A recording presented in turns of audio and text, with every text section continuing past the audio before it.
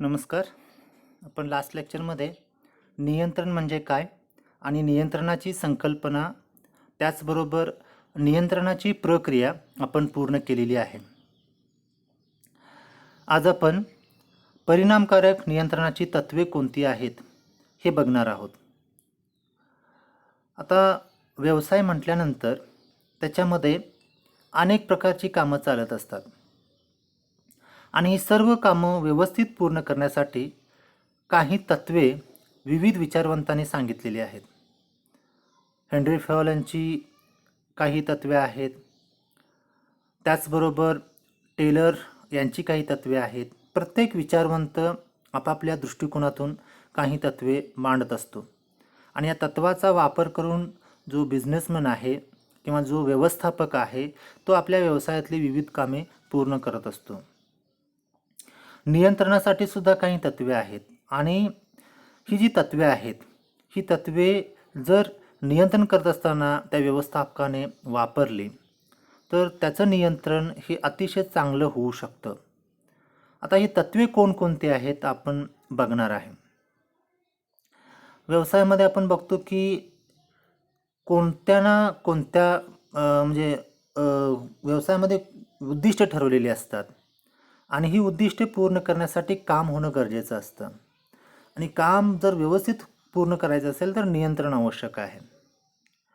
कामगारांचं नियोजन असेल किंवा साधनांचं नियोजन असेल किंवा व्यवसायातली जी कामं आहेत ते व्यवस्थित निर्देशनानुसार होतात किंवा नाही हे पडताळून पाहणे, त्याची जर त्याच्यात काही तफावत असली तर ते दूर करणे हे नियंत्रणाचं काम असतं. आणि नियंत्रण जर तत्त्वाचा नुसार होत असेल, काही तत्त्वांचं पालन करून जर होत असेल तर ते अतिशय चांगलं नियंत्रण होऊ शकतं. याच्यामध्ये मी काही महत्त्वाची तत्त्वे सांगणार आहे की ज्या तत्त्वांचा वापर करून व्यवस्थापक परिणामकारक नियंत्रण करू शकतो. पहिलं तत्त्व आहे ती म्हणजे सिम्प्लिसिटी किंवा सुलभता. कोणत्याही व्यवसायामध्ये जे आपण नियंत्रण करतो एक व्यवस्थापक म्हणून, ही नियंत्रण पद्धती समजण्यास व अंमलात आणण्यास अतिशय सोपी आणि सुलभ असावी.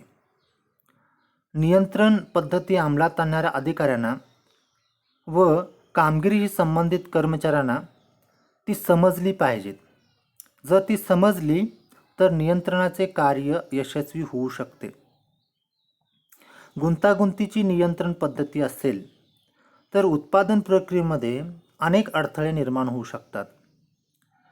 तर यासाठी सुलभता हे आपण नियंत्रणामध्ये आणलं पाहिजे. तर हे एक पहिलं तत्त्व आहे, सुलभता. दुसरं तत्त्व आहे अनुरूपता. नियंत्रणाची पद्धती ही व्यवसायाचे स्वरूप, गरज, परिस्थिती व साधनसामग्री या घटकाच्या दृष्टीने अनुरूप असणे अत्यंत आवश्यक आहे. नियंत्रणाद्वारे अपेक्षित फलिते प्राप्त करण्यासाठी नियंत्रण पद्धती अनुरूप असावी लागते. यंत्रसामग्री जुने व नियंत्रण तंत्रे अतिप्रगत अशी स्थिती असल्यास नियंत्रण परिणामकारक होऊ शकत नाही. त्यामुळे अनुरूपता या तत्वांचं पालन करणं अतिशय गरजेचं आहे. तिसरं तत्व आहे उद्दिष्ट तत्व. नियंत्रण पद्धती ही व्यवसायाची उद्दिष्टे साध्य करणारी असावी.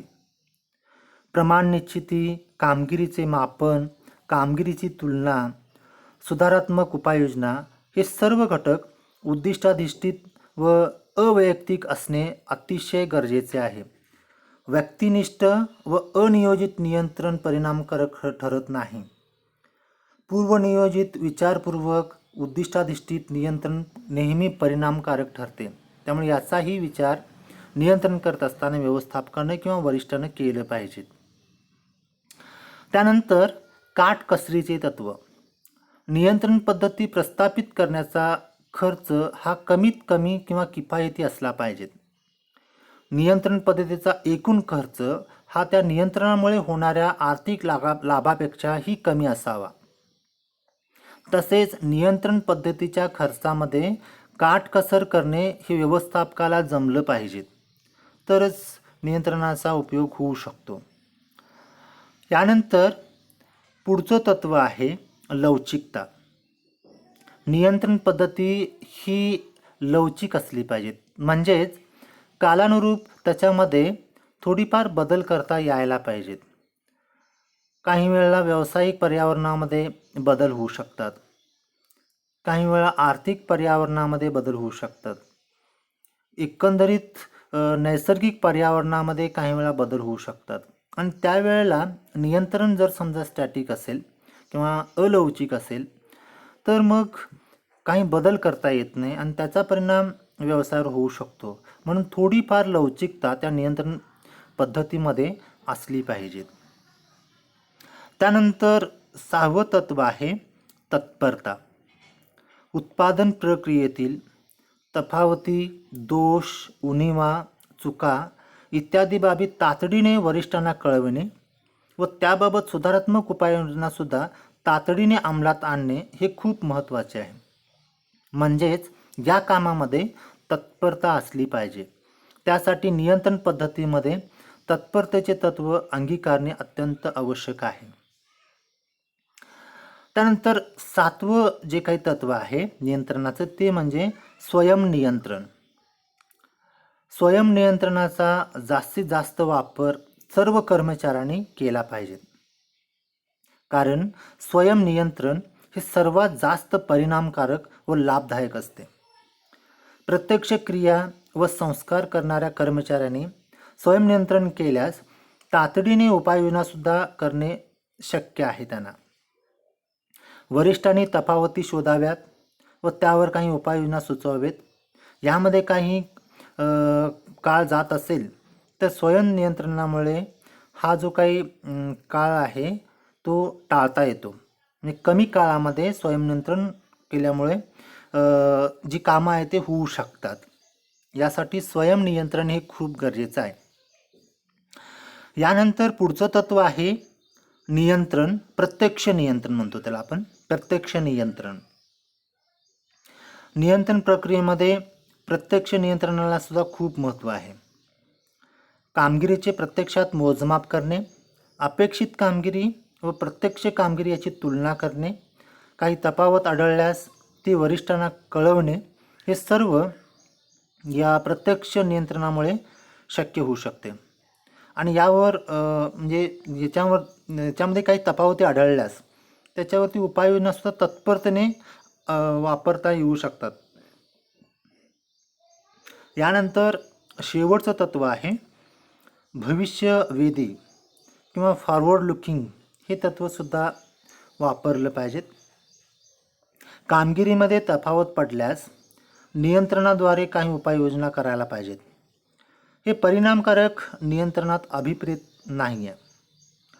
म्हणजे काय, जर समजा कामगिरी प्रत्यक्षात जी झालेली आहे ती कामगिरी आपण सुरुवातीच्या टप्प्यामध्ये जी अपेक्षा ठेवली त्या पद्धतीने जर झालं नाही तर याचा अर्थ असा आहे की आपण नियंत्रण व्यवस्थित केलेलं नाही आहे. याउलट जर समजा त्याच्यात तफावत कमी असेल तर मग आपण म्हणू शकतो की आपण चांगल्या पद्धतीने नियंत्रण केलेले आहे. पण प्रत्येक वेळा असं होतं असं नाही. काही वेळा आपण अपेक्षित जे काही उत्पादन धरतो ते होत नाही. आणि जर समजा असं झालं तर मग ते भविष्यामध्ये पुन्हा पुन्हा होणार नाही याची काळजी घ्यायला पाहिजेत. म्हणजे यावर्षी जर उत्पादन अपेक्षेप्रमाणे झालं नाही तर ठीक आहे, त्याच्यावरती काही आपण उपाययोजना केल्या पाहिजेत. पण भविष्यामध्ये आपण ज्या उपाययोजना केल्या त्यानुसार जर काम झालं नाही, म्हणजे अपेक्षित उद्दिष्टानुसार भविष्यातसुद्धा काम झालं नाही तर आपलं नियंत्रण कुठंतरी चुकत आहे. त्यामुळे याच्यात दुरुस्ती करणं खूप गरजेचं आहे. थोडक्यात काय, या तत्वांचा वापर करून आपण उत्तम नियंत्रण करू शकतो. कोणकोणती तत्वे बघितलेत पहा आपण.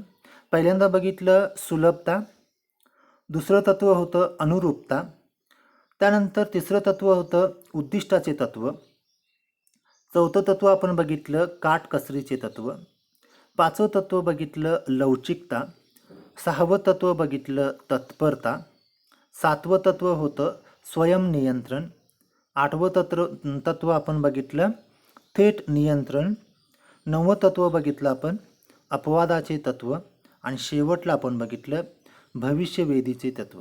या तत्वांचा वापर करून आपण उत्तम नियंत्रण करू शकतो किंवा परिणामकारक नियंत्रण करू शकतो. तर हे सर्व जी तत्वे आहेत तुमच्या लक्षात आलेले असतील. आपण पुढच्या लेक्चरमध्ये नियंत्रणाची जी तंत्रे आहेत ते बघूया. थँक्यू.